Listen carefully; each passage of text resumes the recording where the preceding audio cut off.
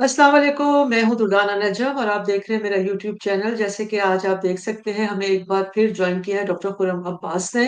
Doctor साहब, welcome to the show. Thank you so much for having me. Doctor साहब, अभी हम जैसे बात कर रहे थे कि ट्रम्प एक बहुत ही हेवी मैंडेट के साथ वापस आए हैं और उन्होंने बहुत सारी मिथ्स भी, बहुत सारी रियलिटीज़ भी और बहुत सारी जो प्रेडिक्शंस थी, उनको एक किस्म का फ़ेल करके जो है वो दोबारा से 47th president of United states of America बने हैं। इस बार जब हमने उनकी बॉडी लैंग्वेज और उनकी जो विक्ट्री स्पीच में उनकी बातें सुनी, बहुत ही एक अलग से ट्रम्प नज़र आए, बहुत तहम्मुल था उनकी आवाज़ में। उस तरह की शोला बयानी नहीं थी, अपनी फैमिली को जिस तरह से वो पहले मतलब बड़ा ब्रैश अंदाज़ से बात करते थे, उस तरह से भी उनका कोई दोनों बॉडी लैंग्वेज भी और वैसे भी उनका बहुत उसमें जो ठहराव था। आपको लगता ही होगा, ज़ाहिर-सी बात है, एक शख्स ने जिसने इतनी ज़्यादा प्रॉब्लम्स देखी हैं अपने होम मतलब डोमेस्टिक भी, हर तरह के उन पे इल्ज़ामात लगाए गए और इंटरनेशनली भी उनको बहुत स्कॉफ़ भी किया गया। लेकिन उसके बावजूद देखा गया है कि सारी दुनिया ने उनको वेलकम किया है और लेकिन हमारा जो इस वक़्त आज मौज़ू है गुफ्तगू का, वो हमारे रीजन के हवाले से होगा। साउथ एशिया ऑब्वियसली उनके लिए पूरा एशिया ही बहुत इम्पोर्टेंट है। एशिया पिवट उनकी एक बहुत इम्पोर्टेंट पॉलिसी रही है और ट्रम्प ही ने इंडो पैसिफिक स्ट्रैटेजी की बुनियाद रखी थी, जिसको बाइडेन लेकर चले थे। तो खुर्रम साहब, मैं चाहूँगी कि आप हमें बताएँ कि अफ़गानिस्तान की जंग भी आपको पता है उन्होंने ही ख़त्म की थी, कि विद ट्रम्प 2O क्या होगी उनकी साउथ एशिया के हवाले से policies, specially vis-a-vis India, Afghanistan, Pakistan? जी, first of all once again thank you so much for having me. देखिए आपने जिस तरह से बात की कि ट्रम्प ने जिस तरह से विक्ट्री स्पीच दी है, उसमें काफ़ी ज़्यादा उन्होंने मैच्योरिटी का इज़हार किया है और काफ़ी ज़्यादा एक क्लैरिटी शो की है कि वो जंगें जो हैं वो ख़त्म करने के लिए आए हैं। सो चाहे वो यूक्रेन की जंग हो, चाहे वो गज़ा की जंग हो। लेकिन इसके अलावा अगर आप उनकी ओवरऑल एक पॉलिटिकल कैंपेन देखें तो इस दफ़ा वो उनकी जो पॉलिसीज़ हैं मोस्टली जो उनका जो रिलायंस था अपनी कैंपेन के अंदर भी वो basically overall inward looking approach है कि जहाँ पे वो फोकस कर रहे हैं कि जो अपने यूएस के जो डोमेस्टिक इश्यूज हैं, चाहे वो इन्फ्लेशन है, बॉर्डर सिक्योरिटी है, इमिग्रेशन है, फिर इसके अलावा जो ये एबॉर्शंस का इशू है और बहुत सारे इस तरह के जो मसाइल हैं उनके बारे में उन्होंने काफ़ी ज़्यादा कॉम्प्रिहेंसिवली बात की है। सो जो इनकी फॉरेन पॉलिसी होगी वो भी इसी तरह से जो उनके जो डोमेस्टिक इश्यूज हैं उन्हीं से फ्लो करती हुई सामने आएगी। आपने साउथ एशिया की जहाँ तक बात की, मेरे ख्याल से साउथ एशिया के लिए अगेन ये कंटिन्यूटी रहेगी यूएस एडमिनिस्ट्रेशन की। ओवर द इयर्स मैंने जो एक चीज़ ऑब्जर्व की है वो ये कि यूएस के अंदर फेसेस तब्दील होना बड़ी आम सी बात है, लेकिन जो पॉलिसीज़ हैं वो तब्दील होना बहुत मुश्किल है। मैं आपको एग्जांपल देता हूँ कि 2001 में जब रिपब्लिकन प्रेसिडेंट ने जब वॉर ऑन टेरर शुरू की, चाहे वो अफगानिस्तान में या इराक में, तो उसके बाद उसकी कंटिन्यूटी रही। हुँ। फॉर एग्जांपल इन अफगानिस्तान आप देखें कि किस तरह से बराक ओबामा बाद में आए, उसके बाद दोबारा से डोनाल्ड ट्रंप आए। सो रिपब्लिकन प्रेसिडेंट ने ही ये जंग शुरू की और रिपब्लिकन प्रेसिडेंट ने ही ये जंग जो है वो 20 साल बाद खत्म। उसको ख़त्म किया। हुँ, सो आई मीन जो दोहा एग्रीमेंट जो साइन हुआ वो ट्रंप के दौर में हुँ, हो गया। सो उस दौरान डेमोक्रेट प्रेसिडेंट भी थे बट उन्होंने इसको कंटिन्यू रखा। सो पॉलिसीज की कंटिन्यूटी जो है वो बहुत ज़्यादा एक हॉल मार्क है यूएस की ओवरऑल एडमिनिस्ट्रेशन के अंदर। और आप हुँ, इसको इस एंगल से देख सकते हैं कि साउथ एशिया में भी उनकी जो पॉलिसी है वो इसी एंगल से लेके चलेंगे। आपने बात की इंडिया की तरफ, अफगानिस्तान की तरफ मैं बाद में आता हूँ। इस वक्त जो यूएस है वो हुँ। साउथ एशिया को जो देख रहा है वो न्यू दिल्ली के लेंसेज से देख रहा है। जो ओके। दिल्ली के जो जो परेशानियां हैं, जो कंसर्न्स हैं, जो उनके इंटरेस्ट हैं, उन्हीं को ही प्रायोरिटी दी जा रही है under the Indo Pacific strategy. और उसका जो मेन रीज़न है वो ये है कि जो एक दुनिया के अंदर एक कैंपेन चल रही है चाइना प्लस वन स्ट्रेटजी की, कि ओके। चाइना के अलावा भी बहुत सारे हुँ, ममालिक हैं जिनके साथ आप एक ऐसे दूसरा मुल्क है जो कि उसके बराबर खड़ा हो सकता है एशिया के अंदर, हुँ, हुँ, हुँ, हुँ, इकोनॉमी के वाइज, मिलिट्री वाइज, हुँ, और उस मुल्क को जो है वो फाइनेंस किया जाए, वहाँ पे इंडस्ट्रीज कायम की जाएं, वहाँ पे हुँ, हुँ, अपनी जो मिलिट्री और स्ट्रेटेजिक जो रिलेशनशिप है उसको बढ़ाया हुँ, जाए। हुँ, सो उसी कैंपेन के अंदर जो है वो ट्रम्प डेफिनेटली साउथ एशिया में प्रेफरेंस देंगे इंडिया को, हुँ, विच मेक्स सेंस कि अगर आपने चाइना के अगेंस्ट किसी को खड़ा करना है तो आप हुँ, बजाय खुद इस रीजन में ऑब्वियसली। अपने हुँ, हुँ, बूट्स प्रेजेंस लेके आएं, हुँ, उसकी हुँ, जगह आप वहां पे जो मुल्क है हुँ, उसी को हुँ, ही इतना एम्पावर कर दें कि वो चाइना के अगेंस्ट खड़ा हो। सो बेसिकली हुँ, इसको आप हुँ, ऑफ शोर बैलेंसिंग कह लें, ऑफ शोर स्ट्रेटेजी हुँ, कह लें, हुँ, वो कंटिन्यू हुँ, रहेगी। सो एक तरफ तो इंडिया प्रेफरेंस रहेगी, नंबर वन। नंबर हुँ, टू, जो अफगानिस्तान की आपने बात की, आई थिंक हुँ, कोई खास इसके ऊपर जो ट्रम्प का हुँ, इम्पैक्ट है वो हुँ, आई थिंक वो नहीं होगा, कंटिन्यूटी रहेगी। एक जो फर्क है शायद जो मुझे हुँ, नजर आ रहा है वो ये कि जिस तरह से एक कंसिस्टेंट बयानात आते थे यूएस एडमिनिस्ट्रेशन, बाइडेन एडमिनिस्ट्रेशन की तरफ से हुँ, गर्ल्स हुँ, एजुकेशन के बारे में, या फिर जो विमेन की जॉब्स के हुँ, बारे में, या इंक्लूसिव गवर्नमेंट के बारे में, आई थिंक अब वो कंसिस्टेंट बयानात आना शायद मुश्किल है, अब वो कम हो जाएंगी उनकी। आप ये कह सकते हैं कि जो एक रेपिटेशन चल रही थी मुख्तलिफ लेवल पर यूएस हुँ, एडमिनिस्ट्रेशन हुँ, की तरफ से, शायद वो कम हो जाए। But it hmm, doesn't hmm, mean कि यूएस एडमिनिस्ट्रेशन जो है वो तालिबान को रिकॉग्नाइज कर ले, या वो किसी और अपने रीजनल एलाय को अलाउ करे कि वो तालिबान गवर्नमेंट को रिकॉग्नाइज करे। सो ये चीज़ें जो हैं वो इम्पोर्टेंट हैं पाकिस्तान के कॉन्टेक्स्ट में। आई थिंक जो मेन कंसर्न है हुँ, पाकिस्तान का हुँ, वो यूएस चाइना रिलेशनशिप है। हुँ, ऑब्वियसली लास्ट अगर आप देखें जिस तरह से हुँ, डिस्कस किया, एक अपनी कंसिस्टेंट कैंपेन के अंदर जो एक अप्रोच रखी है हुँ, उन्होंने, हुँ, वो चाइना स्पेसिफिक बहुत ज्यादा उन्होंने अपना रखा। हुँ, हुँ, एक चाइना को बार बार उन्होंने ब्लेम किया, जो अपनी हुँ, इकॉनमी के अंदर जिस तरह से उनको बर्डन आ रहा है। हुँ, सो हुँ, आई थिंक कि चाइना के साथ रिलेशनशिप यूएस का जो है हुँ, वो हुँ, काफी ज्यादा चैलेंजिंग होगा।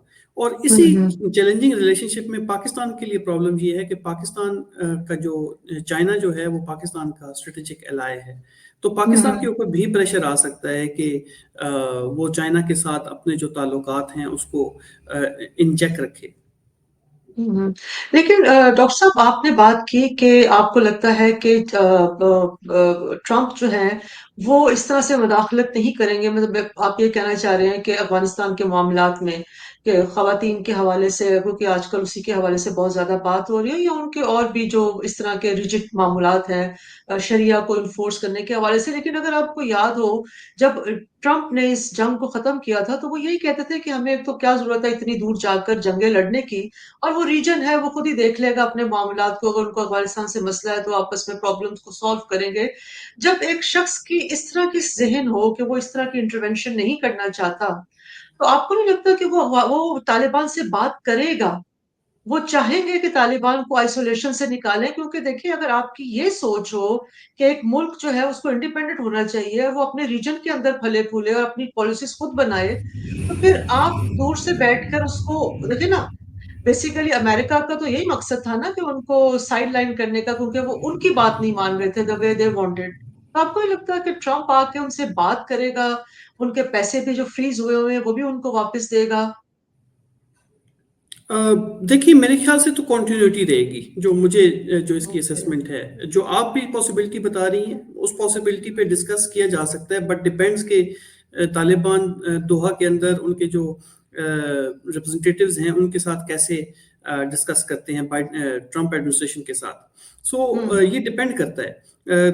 ऑलरेडी बैक डोर डिप्लोमेसी में डिस्कशंस हुई हैं कि किस तरह से यूएस अपना कॉन्सुलेट जो है वो दोबारा खोल दे, या एम्बेसी अपनी जी, दोबारा जी। से अभी काबुल के इटली अंदर ने भी भी खोल दे। किया है, जी। इटली ने भी पेशरफ्त की है, उनके यहाँ उनके भी रिप्रेजेंटेटिव जा रहे हैं, तो कुछ लग नहीं रहा आपको कि कोई कुछ चीज़ें देखिए उनको देखिए एक्सेप्टेंस इट मिल डिपेंड्स, जाती। It depends. मेरी मेरी राय में तो बहुत मुश्किल होगा, बहुत मुश्किल होगा अनटिल अनलेस तालिबान जो हैं वो किसी ऐसी बात पे सेटलमेंट पे राजी ना हो कि जहाँ पे गर्ल्स एजुकेशन का या इस तरह से जो बाकी चीज़ें हैं उनके ऊपर वो कोई कॉम्प्रोमाइज जब तक शो नहीं करते।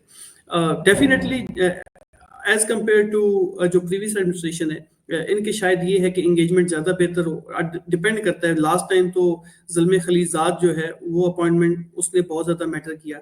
सो हुँ, इस हुँ। टाइम हम देखते हैं कि अब कौन जो है वो उनका अफगान रिप्रेजेंटेटिव आता है। So it depends, it depends. हुँ, बट जी। अभी क्लैरिटी के साथ तो हुँ, कुछ नहीं कहा जा सकता, एक असेसमेंट ही दी हुँ, जा सकती है और हुँ, मेरी हुँ, हुँ, असेसमेंट के मुताबिक कंटिन्यूटी ही रहेगी हुँ, मोर और लेस। ह्यूमैनिटेरियन एड अगर आप देखें तो वो भी मोर और लेस वो जारी रहेगी। फिर ऑब्वियसली यूएस जो है वो नहीं चाहेगा कि बिल्कुल ही फ्री हैंड दिया जाए चाइना को हुँ, अफगानिस्तान के हुँ, अंदर। हुँ, और फिर मेजर कंसर्न जो वहाँ पे जो फोर्सेस हैं, जो दाइश है, हुँ, अलकायदा जी, है। देखिए एक एक जो आईएसके भी इम्पोर्टेंट है। चीज़ है, एक चीज़ जो हुँ, इम्पोर्टेंट है मेरे ख्याल से वो ये भी है कि हुँ, ट्रम्प जो है वो ग्रे एरियाज जो हैं वो कम रखते हैं। वो या ब्लैक में हुँ, है या वाइट में है, वो चीज़ों हुँ, की हुँ, बात करते हैं। तो हुँ, तालिबान ने अपने जो एग्रीमेंट है उसमें जब बात की थी, जो तालिबान ने ट्रम्प के साथ एग्रीमेंट किया था उसके अंदर उन्होंने हुँ, क्लियरली कहा था कि कोई भी सेफ हेवन्स जो हैं वो जी। टेरर आउटफिट्स के लिए नहीं होंगे। तो हुँ, बाइडेन एडमिनिस्ट्रेशन के अंदर कैटेगोरिकली सबको मालूम था कि किस तरह से अलकायदा या दाइश वहाँ पे ऑपरेट कर रही है या बाकी ऑपरेट टीटीपी कर वगैरह हुँ, कर रही। सो उसको नाकामी शो की या हुँ, इनेबिलिटी शो की तालिबान हुँ, ने वहाँ पे उनको हुँ, इस तरह से रूट आउट करना। हुँ, सो ट्रम्प जो है शायद इसका मौक़िफ़ शायद सख्त हो टुवर्ड्स अफ़गान तालिबान जी। इस मामले पे। जी, मैं यही और पूछना मेरे चाह ख्याल रही से हूँ। वहाँ से हुँ, शायद जो है ना वो ट्रिगरिंग एलिमेंट जो है वो आ हुँ। सकता है। मैं यही पूछना चाह रही हूँ डॉक्टर साहब कि देखिए पाकिस्तान ने बहुत दफ़ा आपको याद होगा एक दफ़ा जब ये बहुत अरूज पर था पाकिस्तान पे तवातर के साथ अटैक हो रहे थे, आईएसकेपी भी कर रहा था। उसके बाद तहरीक-ए-तालिबान पाकिस्तान भी उस तरफ से जो है वो अटैक कर रही थी। तो आपको याद होगा कि उस वक़्त हमारे डीजी आईएसआई जो थे नदीम अंजुम वो और आसिम मुनीर जो थे वो ख़ास इसीलिए अमेरिका गए थे। उन्होंने जाकर मतलब शवाहिद भी दिए थे कि जी इस तरह ये बहुत ज़्यादा और कुछ अरसे के लिए उसमें थोड़ी-सी कमी भी आई थी, लेकिन इस तरह और उन्होंने अमेरिका को इन्वॉल्व करने की उसके बाद आपको याद होगा कि यहाँ से हमने अटैक भी किया था अफ़गानिस्तान में। लेकिन आपको लगता नहीं है कि क्योंकि ट्रम्प बार-बार बात करते हैं, जैसे आपने भी अभी बात की कि उनके ज़माने में ही ये सारे मुआहदे हुए थे और फिर ट्रम्प बार-बार पीस की बात करते हैं, बार-बार जंगों को ख़त्म करने की बात करते हैं और ज़ाहिर है ये तमाम जो मामलात हैं, ये कॉन्फ्लिक्ट अगर हो तो वो किसी न किसी तौर पर भी एक अमन को तो सबोटाज करता ही है। तो पाकिस्तान के लिए कोई रूम निकलेगा इसमें कि ट्रम्प एडमिनिस्ट्रेशन को माइल करने में आसानी हो कि वहाँ जो है तालिबान को जो है कर्टेल करें और उनको पाबंद करें कि वो मतलब इस तरह की जो कार्रवाइयाँ पाकिस्तान में जो टेररिज़्म हो रही है वहाँ से, वो रुके? देखिए जो ट्रम्प जंगों को ख़त्म करने की बात करते हैं ना, वो स्पेसिफिकली हुँ। 2 मेजर जंगें हैं जो इस वक़्त इस दुनिया में आई थिंक जी, जो जी। इम्पैक्ट क्रिएट कर रही हैं। एक गज़ा में जिस तरह से जी, इज़राइली जेनोसाइड हो रही है और एक जो है जी, वो यूक्रेन रशिया का जो कॉन्फ्लिक्ट है, जो रशियन जी। इन्वेजन है against Ukraine. Hmm, I think वो उनका जो कॉन्टेक्स्ट होता है जब जंगों की बात करते हैं तो स्पेसिफिकली इन 2 जंगों के बारे जी। में बात होती है। हुँ, वरना हुँ। इस वक़्त दुनिया में तो 50 बहुत 92 जो जगहों है वो पे कॉन्फ्लिक्ट्स चल रहे हैं हुँ, इन 56 कंट्रीज। जी। और एग्जैक्टली तो वो कॉन्फ्लिक्ट्स तो बहुत कॉम्प्लिकेटेड हैं और बहुत अफगानिस्तान का मसला तो हुँ, बहुत कॉम्प्लिकेटेड है। जो हुँ, हुँ। स्पेसिफिकली बात करते हैं यूक्रेन की या गजा की, उसमें यूएस का रोल बहुत इंपॉर्टेंट है। आज अगर यूएस जो है वो अपनी सपोर्ट यूक्रेन से हटा ले तो यूक्रेन रशिया के अगेंस्ट सस्टेन नहीं कर पाएगा। Same is the case hmm, with Israel कि अगर आज यूएस जो है वो इसराइल की सपोर्ट हटा दे, चाहे वो मॉरल है, चाहे हुँ, डिप्लोमेटिक हुँ, है, यूएन हुँ, सिक्योरिटी काउंसिल हुँ, में हुँ, है, हुँ। या फिर जो आर्म्स जो वेपन्स वगैरह सिक्योर सप्लाई वहां पे किए हुँ, जा रहे हैं सप्लाई। तो आज अगर यूएस जो है वो अगर वो वहां पे सपोर्ट हटा ले तो अगेन इसराइल के लिए बहुत सस्टेन नहीं मुश्किल कर होगा सकता। सस्टेन करना लॉन्ग टर्म में, एक हुँ, हुँ, इकोनॉमिकली भी हुँ, और हुँ, स्ट्रेटेजिकली भी, मिलिटरीली भी। हुँ, सो स्पेसिफिकली उनके जो कॉन्टेक्स्ट है जंगें खत्म करने का वो इन 2 जंगों पे है हुँ, और ऑब्वियसली दुनिया की नजर भी इन्हीं 2 जंगों पे है। इसके अलावा जो छोटे हम्म मोटे जो कॉन्फ्लिक्ट्स हो रहे हैं बाकी हम्म हैं, to be fair hmm with the American hmm administration या अमेरिकन हम्म एस्टेब्लिशमेंट, ये जो कॉन्फ्लिक्ट्स हैं, चाहे वो अफगानिस्तान का फॉर एग्जांपल कॉन्फ्लिक्ट है, हम्म बहुत कॉम्प्लेक्स सिचुएशन है। यहाँ पे हम्म मुख्तलिफ हम्म जिस तरह से एथनिक ग्रुप प्ले कर रहे हैं, फिर जिस तरह हम्म से मुख्तलिफ ममालिक हम्म के इंटरेस्ट हैं रीजनल हम्म कॉन्टेक्स्ट में, तो बहुत हम्म कॉम्प्लेक्स कॉन्फ्लिक्ट्स हैं और बहुत मुश्किल होगा ट्रंप का कि वो अपना हम्म इन्फ्लुएंस। अच्छा, फिर इन्फ्लुएंस का भी अगर आप देखें तो लिवरेजिंग पॉइंट्स होते हैं। क्या ट्रंप के हम्म पास इतना लिवरेजिंग टूल है कि वो यूज कर सकें? I mean, without American support जो है वो तालिबान जो है वो सस्टेन तो कर लिया उन्होंने 4 साल, with the help hmm of international community और ह्यूमैनिटेरियन एड प्लस जो हम्म जो रीजनल ग्रुप्स हैं, सो उनके साथ भी हम्म इंगेजमेंट उनकी है, यूएई के साथ, चाइना के साथ, इंडिया के हम्म साथ, पाकिस्तान के साथ और बाकी। सो मेरा नहीं ख्याल कि यहाँ पे वो कोई बड़ा इम्पैक्ट क्रिएट कर पाएंगे अफगानिस्तान के इशू में। ओके। अच्छा डॉक्टर साहब, अब आते हैं इंडिया की तरफ। अभी पिछले पिछले हफ्ते यूएस ने ये इल्जाम लगाया कि इंडिया के ऊपर कि आपके कुछ ऐसी अदारे हैं, आपके कुछ ऐसी एंटिटीज हैं, आपकी कुछ ऐसी कंपनीज हैं जो कि टेक्नोलॉजी फराहम कर रही हैं, हेल्प कर रही हैं रशिया को, फाइनेंशियल हो सकती हैं, टेक्निकल हो सकती हैं, जिसकी वजह से वो यूक्रेन की जंग में उनको वो फैसिलिटेशन हो रही है। और इसके चलते उन्होंने दो लोग भी वहां से और उन पे सैंक्शंस लगाई हैं, 400 एंटिटीज पे सैंक्शंस लगाई हैं, 19 कंपनीज को जो है वो बैन किया है इंडिया की। लेकिन वो कंपनीज ये कह रही हैं कि चूंकि हम यूनाइटेड स्टेट्स ऑफ अमेरिका के साथ काम नहीं करते और दूसरा हम रुपए में काम करते हैं, इसलिए इन सैंक्शन से हमें कोई फर्क नहीं पड़ता। और फिर एनालिस्ट भी यही कह रहे हैं कि शायद ये सिंबॉलिक है, ये सैंक्शंस ये बताने के लिए कि भाई we are angry with some what angry with India. तो इस इंडिया ट्रम्प जो है ऑब्वियसली अगर वो उसकी क्या होगी विजा विज पॉलिसी, क्योंकि चाइना के तो वो हमेशा से मेरा ख्याल है बहुत सख्त उन्होंने अपने रिलेशनशिप रखे थे, ट्रेड के हवाले से बहुत उसको कर्टेल करना चाह रहे थे ड्यूरिंग हिज प्रीवियस सेटअप। तो इस बार वो क्या आपको लगता है कि इंडिया को बहुत मतलब ज्यादा पंप करेंगे, ज्यादा उठाएंगे? खासतौर पर आपको याद होगा सेमी कंडक्टर की जो इंडस्ट्री थी, मेरा ख्याल है उन्हीं के जमाने में ज्यादा फ्लरिश की थी इंडिया में। जी, देखिए, आई थिंक जो मेजर चैलेंज आएगा इंडिया के ऊपर, वो इंडिया की जो स्ट्रेटेजिक ऑटोनॉमी की या जो स्ट्रेटेजिक ऑटोनॉमी की एक पॉलिसी है, आई थिंक उसके ऊपर हम्म काफ़ी ज़्यादा इनका, या मल्टी अलाइनमेंट जिसको वो कहते हैं, उसके ऊपर बहुत प्रेशर आएगा।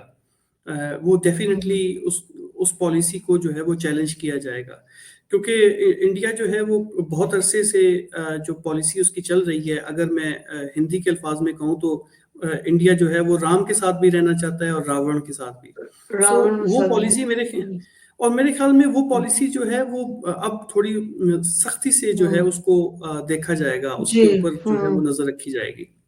हम्म आपने यूएस की सैंक्शंस की बात की, तो हम्म आई थिंक मेरे ख्याल से ये एक स्टार्ट है कि जिसमें, हम्म और अगर लार्जर स्ट्रेटजी में देखें तो यूएस की लार्जर स्ट्रेटजी में उन्होंने ना सिर्फ इंडिया पे बल्कि टर्की पे, यूएई हम्म और इस तरह के बाकी बहुत सारे ममालिक हैं, उनकी फर्म्स के हम्म और इंडिविजुअल्स के ऊपर भी लगाया है। सो लार्जर स्ट्रेटजी ये है कि रशिया की जो एक्सेस है टुवर्ड्स हम्म क्रिटिकल टेक्नोलॉजीज, वो बहुत ज़्यादा कर्टेल की जाए, और उसको हम्म वीक किया जाए। और जो यूक्रेन है उसको क्रिटिकल टेक्नोलॉजीज जो हैं वो उसकी एक्सेस बढ़ाई जाए।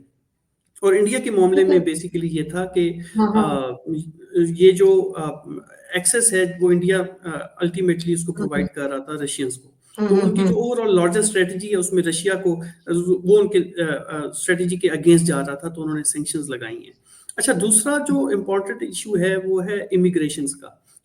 हम्म बहुत सारे इमिग्रेंट्स जो है इंडिया से, इलीगल इमिग्रेंट्स इंडियंस जो हैं हम्म वो इंडियंस जो हैं वो जा रहे हैं यूएस। तो जब बॉर्डर सिक्योरिटी और इमिग्रेशन पॉलिसी सख्त होंगी तो हम्म डेफिनेटली उन इलीगल इमिग्रेंट्स के ऊपर डेफिनेटली प्रेशर आएगा कर्टेल किया जाएगा, पर प्रेशर आएगा, उनको रोका हम्म जाएगा। ऑब्वियसली जो लीगल तरीके से जा रहे हैं उनको तो हम्म वेलकम किया जाएगा। सो मेरे ख्याल से ये दूसरी इंपॉर्टेंट चीज़ है। अच्छा, हम्म ये जहन में रखें कि ट्रंप ने ही जो है वो स्ट्रक्चर डायलॉग जो है वो शुरू किया था, ये 2+2 का, हम्म और जिसको कंटिन्यू किया बाइडन ने। सो मेरे ख्याल से हम्म जो स्ट्रक्चर डायलॉग है उसको जो है वो हुँ, फर्दर आगे जाकर इसको मज़ीद स्ट्रेंथन किया जाएगा, वो हुँ, मज़ीद आप हुँ, उसमें कंटिन्यूएशन देखेंगे। सो इंडिया का ओके। जो एक ओवरऑल स्ट्रेटेजिक रोल है इंडो हुँ, पैसिफिक के हुँ, अंदर, वो स्ट्रेंथन होता नजर आ रहा है। होता और नज़र आ रहा है। ये जो फ्लक्चुएशंस हैं वो डेफिनेटली ये हुँ, चेक्स मेरे ख्याल से यूएस रखना चाह रहा है on India through sanction, hmm, sometimes through, और समटाइम्स है वो हाँ, मुख्तलिफ बयानात के थ्रू, हुँ, इंडाइटमेंट के थ्रू जो उन्होंने अभी रिसेंटली किया, जो एक्स्ट्रा हुँ, जुडिशियल किलिंग्स हैं। सो ये साथ साथ चीजें जो हैं वो साइमल्टेनियसली चलेंगी, बट अल्टीमेटली जो स्ट्रेटजी है वो यही है हुँ, कि एक बुलवर्क जो है हुँ, वो खड़ा किया जाए अगेंस्ट चाइना, जो कि उनकी हुँ। वॉर्स जो है वो लड़ सके। आई डोंट नो, मेरा नहीं ख्याल कि इंडिया जो है वो रेडी है ऐसी किसी जंग के लिए। चलिए ठीक है। अच्छा, अब हम आते हैं मालदीव्स और बांग्लादेश की तरफ, जो 2 स्ट्रेटेजिक, जब ट्रम्प के जब आए थे, तो ट्रम्प ने वहाँ माइक पॉम्पे जो उनके थे, वो उनको वहां भेजा था, और वहां एम्बेसी जो है वो स्टार्ट की थी वहां मालदीव्स में। और अब हम देखते हैं कि मालदीव्स में चाइना का इन्फ्लुएंस बहुत ज्यादा बढ़ गया है, और उसके चलते ही हमने देखा था कि किस तरह से इंडिया के साथ उनके जो है ताल्लुकात में थोड़ा तनाव भी बीच में आया। वो अलग बात है कि जाहिर है हमसाया ममालिक है, फिर चीजें ठीक भी हो जाती हैं, लेकिन एक रिफ्ट है जो उनके दोनों के दरमियान क्रिएट हुई। और दूसरी तरफ बांग्लादेश को भी अब अगर देखें, तो चाइना अपने आप को बहुत ज्यादा असर्ट करना चाह रहा है वहां, और बहुत सारे मामला जो वहाँ खराब हुए, शायद उसमें बहुत सारा एलिमेंट ये भी था कि बहुत सारी चाइनीज कुछ ऐसी चीजें जो है वो मेरा ख्याल है वहाँ कुछ करना चाह रहे थे, जो कि वहाँ की गवर्नमेंट जो थी वो एग्री नहीं कर रही थी, and things has to be taken care of. तो अब जो अब आप समझते हैं कि इन दोनों जो ममालिक हैं, और उसके अलावा भी चाहेगा अमेरिका कि वहाँ चाइना का जो इन्फ्लुएंस है वो कम से कम हो, और उसके साथ चाइना किस तरह से अपने आप को असर्ट करेगा अगर इस तरह की कोई सूरत हाल होती है, या ट्रम्प जो है विल लेट थिंग्स बी जैसे पे हैं उसी तरह से चलने देंगे? देखिए, मेरे ख्याल से जो इम्पोर्टेंट चीज़ है वो ये कि ये बेसिकली टू लेयर कंपटीशन आप इसको कह लें। फर्स्ट लेयर में जैसे हम्म, ऊपर है कि जिस तरह से चाइना और यूएस का कंपटीशन और स्ट्रेटेजिक वो एक कंपटीशन राइवलरी आप इसको कह लें जो चल रही है, और सेकंड लेयर में जो इस साउथ एशिया के अंदर सबसे बड़ा इस वक्त एक स्ट्रेटेजिक कंपटीशन है वो यूएस, चाइना और इंडिया है। तो जो हम्म, यूएस की स्ट्रेटजी होगी वो चाइना को साउथ एशिया की जो इन्फ्लुएंस है उसको कर्टेल करने के लिए या कंटेन करने के लिए वो यही होगी कि वो इंडिया को एम्पावर करे, इंडिया को जो है वो स्ट्रेंथन करे स्ट्रेटेजिकली, मिलिटरीली, ताकि वो चाइना का जो इन्फ्लुएंस है उसको कंटेन कर सके हम या क्या कर्टेल कर सके। सो एक तो ये, दूसरी तरफ मेरे ख्याल से हमें जो है वो देखना होगा कि जो स्मॉलर साउथ एशियन स्टेट्स हैं, चाहे वो मालदीव्स है, श्रीलंका है, या बांग्लादेश है। बांग्लादेश स्मॉलर तो नहीं, लेकिन एटलीस्ट एक साउथ एशियन मेंबर कंट्री के होते हुए मेरे ख्याल से जो इम्पोर्टेंट चीज़ है वो ये कि बहुत अरसे तक इंडिया ने ना इनको एज अ स्ट्रेटेजिक बैकयार्ड के तौर पर इस्तेमाल किया। इन ममालिक के पास कोई एक्स्ट्रा ऑप्शन नहीं थी, चॉइसेस नहीं थी सिवाय इंडिया के। तो ऑब्वियसली इंडिया ने अपना एक वो सात दहाइयों पे मुहित जो है वो वहाँ पे अपना इन्फ्लुएंस इंजॉय किया है। चाइना की इमरजेंस से ये हुआ है कि ये कंट्रीज जो हैं इनके पास एक चॉइस आ गई है, इधर टू रिमेन विद चाइना और ज्वाइन इंडियन हैंड्स। सो इनके पास एक चॉइसेस आ गई हैं, और यही चीज आप देखें तो उनकी सोसाइटीज में भी अब बहुत ज्यादा जो है वो डीपली वहाँ पे मौजूद हैं। आपको वहाँ पे प्रो चाइना और प्रो इंडिया पॉलिटिकल पार्टीज मिलेंगी, प्रो चाइना पीएम मिलेगा या एंटी चाइना पीएम मिलेगा, और ये बहुत सारे केसेस में है। सो दोनों ममालिक की कोशिश तो यही होती है कि वहाँ पे जो फेवरेबल रिजीम है उसको इंस्टॉल किया जाए। सो उसको बहुत ज़्यादा मुख्तलिफ तरीकों से मदद की जाती है। आई थिंक जो इम्पोर्टेंट चीज़ है वो ये है कि जो इंडिया ने रिसेंटली अब जो सेटबैक्स उसको पिछले एक साल में मिले हैं फ्रॉम अक्टूबर ऑनवर्ड्स मालदीव्स में, इंडिया ने बहुत हद तक उसको उस रिलेशनशिप को रिपेयर करने में जो अपना resources, economic resources, political resources use किए हैं, मेरे ख्याल से वो काफ़ी इंटरेस्टिंग है कि काफ़ी हद तक इंडिया ने अपने ओवरऑल जो मालदीव्स है उसके साथ अपना रिलेशनशिप रिपेयर कर लिया है। जहाँ तक हम्म बांग्लादेश की बात है, अगेन यहाँ पे भी आप देखेंगी कि ग्रेजुअली इंडिया ने अपने आप को दोबारा से इस पोजीशन पे ले आया है कि जहाँ पे वो हम्म इंगेजमेंट अपनी जारी रख सकता है with Bangladesh. But largely I think India की जो नेबरहुड पॉलिसी है उस पर बहुत ज़्यादा सवालिया निशान है। रादर कि वो हम्म एक पार्टी को सपोर्ट करने के, अगर वो मुख्तलिफ सोसाइटी में मुख्तलिफ जो फ्रैक्शंस होते हैं, हम्म जितने भी वहाँ पे मुख्तलिफ हम्म लोग हैं, जितने भी मुख्तलिफ सोच वाले हम्म लोग हैं, उनके साथ अगर वो ताल्लुकात रखेंगे तो इस तरह के हम्म सेटबैक्स इंडिया को नहीं होंगे।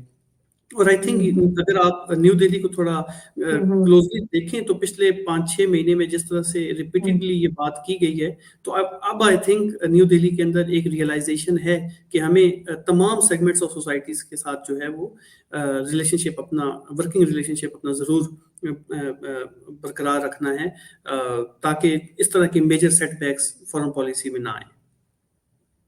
चलिए जाते जाते ये भी बता दें कि क्या पाकिस्तान के हालात इंडिया अमेरिका के साथ यूएस के साथ ऐसे ही रहेंगे जैसे अब हैं?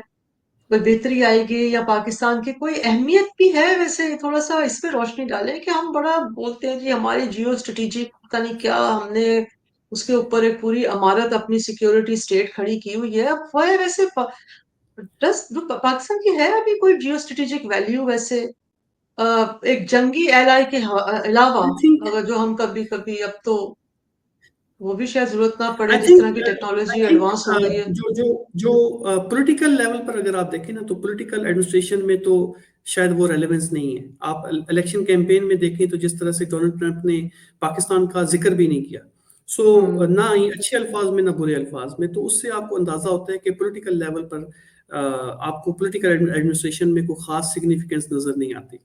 हम्म बट स्ट्रेटेजिक लेवल पर जो स्ट्रेटेजिक कम्युनिटी है यूएस में, चाहे वो हम्म पेंटागन है या बाकी जो इदारे हैं, वहां से आपको क्लियरली सिग्नल मिल रहे हैं और कंसिस्टेंटली मिल रहे हैं पिछले 2-3 साल में और पिछले 5-6 दिहाइयों में भी, कि पाकिस्तान डेफिनेटली एक उनका प्रेफरेंशियल पार्टनर जरूर है in terms of security, in hmm terms of strategy. और कहीं ना कहीं पाकिस्तान की रेलेवेंस जो है वो कभी बढ़ती है कभी कम होती है, बट स्ट्रेटेजिक रेलेवेंस रहेगी। इकोनॉमिक रेलेवेंस या हम्म पॉलिटिकल रेलेवेंस फिलहाल नहीं है।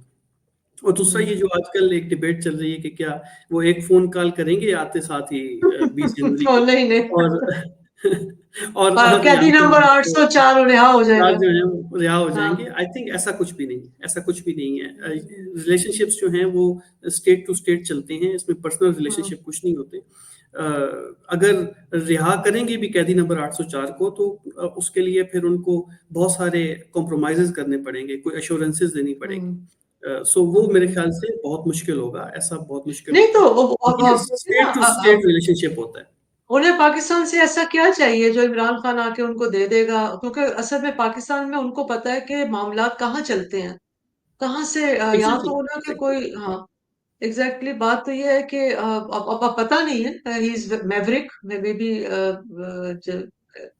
कुछ भी हो सकता है। वो लोग भी कोशिश कर रहे हैं हालांकि पिछली जो उन्होंने वो जो कांग्रेस के 60 लोगों से उन्होंने दस्तखत करवाए हैं पिटिशन पे वो तो सारे डेमोक्रेट्स हैं और अब वो आस लगाकर बैठे हुए हैं रिपब्लिकन से कि ये आके हमें वो मतलब उनको छुड़वा देंगे। मतलब पाकिस्तान की पॉलिटिक्स भी जो है ना जी, अ, देखिए जो पाकिस्तानी अमेरिकन कम्युनिटी है ना, उसने हम्म आई थिंक लास्ट ईयर को डिसाइड किया था, सॉरी इस ईयर सितंबर में हम्म ऐलान किया था ट्रंप को वोट करने का। तो मेजोरिटी ने, पाकिस्तानी कम्युनिटी ने वोट किया है। देखिए इस हम्म दफा कैंपेन बड़ी इंटरेस्टिंग रही है ट्रंप की। ट्रंप ने, हम्म एक तो ये कि उसको टाइम बहुत मिल गया, पिछले 700-800 दिन जो है उसने कैंपेन की है, एज कम्पेयर टू कैमिला की जिसको बहुत कम टाइम हम्म मिला। कम टाइम सेकेंडली मिला। ये कि इन्होंने बहुत ज्यादा जो है वो कंसिस्टेंटली, आप देखें तो जो रिलीजियस सेगमेंट्स ऑफ सोसाइटी हैं, फिर जो उनको एक्सट्रीमिस्ट अट्रैक्ट हैं, किया। जो जो, जो राइट विंग है, सबको उन्होंने हम्म जो है वो कहीं ना कहीं वादे वईद किए हैं। सो लेट्स सी कि बहुत सारे वादों के बाद जो है वो किस तरह से एडमिनिस्ट्रेशन चलती है। वैसे बहुत सारे वादे कर लिए जाएं तो पूरा करना बड़ा मुश्किल हो जाता मुश्किल हो जाता था। Thank you so much doctor साहब, आपका बहुत बहुत शुक्रिया, आपने टाइम निकाला। इंशाल्लाह है। Meet thank you you so again much. Soon. Okay. Thank you. Thank you so much. Thank you. अस्सलाम वालेकुम। वालेकुम सलाम।